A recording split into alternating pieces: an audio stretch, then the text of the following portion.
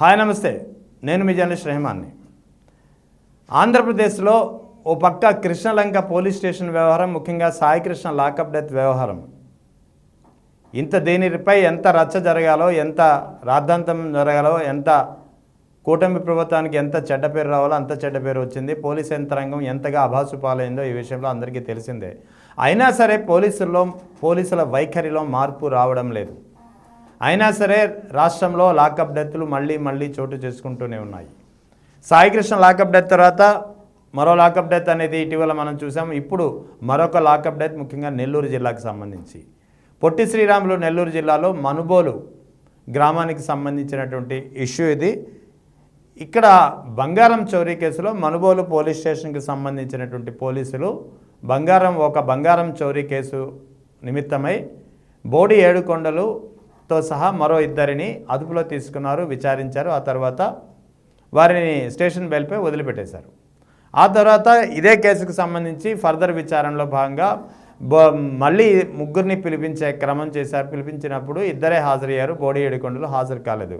దాంతో బోడి ఏడుకొండలు ఎవరైతే ఉన్నాడో అతను ఫలానా చోట ఫలానా గ్రామంలో తిరుగుతున్నాడన్న సమాచారం అందుకున్నటువంటి మనుబోలు పోలీసులు అతన్ని అక్కడికి వెళ్ళి పికప్ చేసుకుని తిరిగి చితకబాది స్టేషన్కి తీసుకొచ్చారు. ఆ తర్వాత అతను ఒకసారిగా అపస్మారక స్థితిలో వెళ్ళిపోవడంతో అతన్ని ఆసుపత్రికి తీసుకెళ్లారు. ఆసుపత్రికి తీసుకెళ్లేటప్పటికీ అప్పటికే అక్కడ అతను చనిపోయినట్టు వైద్యులు నిర్ధారించారు.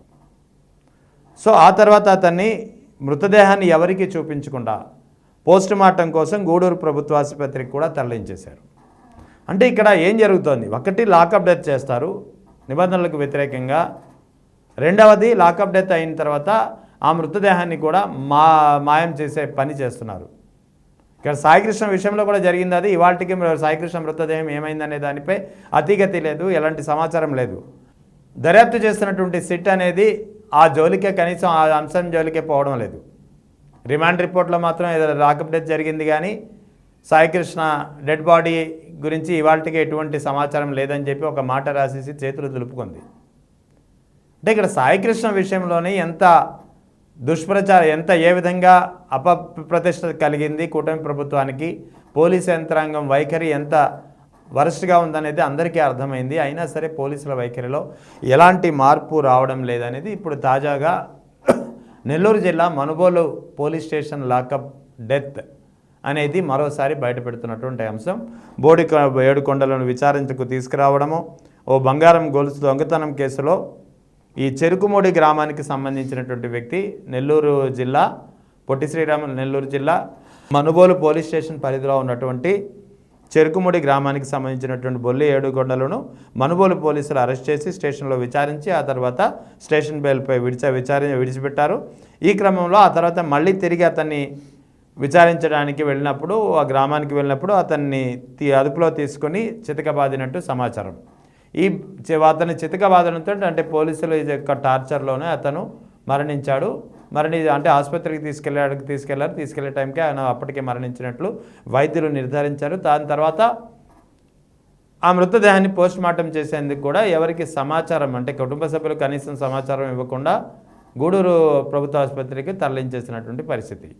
సో ఈ వ్యవహారం ఇప్పుడు బయటపడడంతో వైఎస్ఆర్ కాంగ్రెస్ పార్టీ నాయకులు పెద్ద ఎత్తున దీనిపై క్యాంపెయినింగ్ నిర్వహిస్తున్నారు, పెద్ద ఎత్తున దీనిపై మండిపడుతున్నారు. పోలీసుల తీరు ఎందుకు మారడం లేదు? కళ్ళెత్తుటిగా సాయికృష్ణ లాకప్ డెత్ వ్యవహారం ఉంది. ఆ లాకప్ డెత్ వ్యవహారంలో పోలీసుల యంత్రాంగం ఎంత అప్రతిష్ట పాలవ్వాలో అంత మేరకు అప్రతిష్ట పాలైంది. కూటమి ప్రభుత్వానికి చెడ్డ పేరు వచ్చింది. ఇప్పటికీ ఆ విషయంపై సాయికృష్ణ మృతదేహం ఎక్కడ ఉంది, ఏమైంది అనే విషయంపై ఎలాంటి సమాచారం లేదు. దర్యాప్తు చేసినటువంటి సిట్పై అనేక ప్రశ్నలు, ఆరోపణలు వస్తున్నా సిట్ మాత్రం తనదైన శైలిలోనే ముందుకు పోతుంది తప్ప సాయికృష్ణ ఏమయ్యాడు, అతని మృతదేహం ఏమైందనే కోణంలో విచారణ జరిపించడం లేదనే ఆరోపణలు రోజుకు పెరుగుతున్నాయి. ఇప్పుడు తాజాగా మరో లాకప్ డెత్.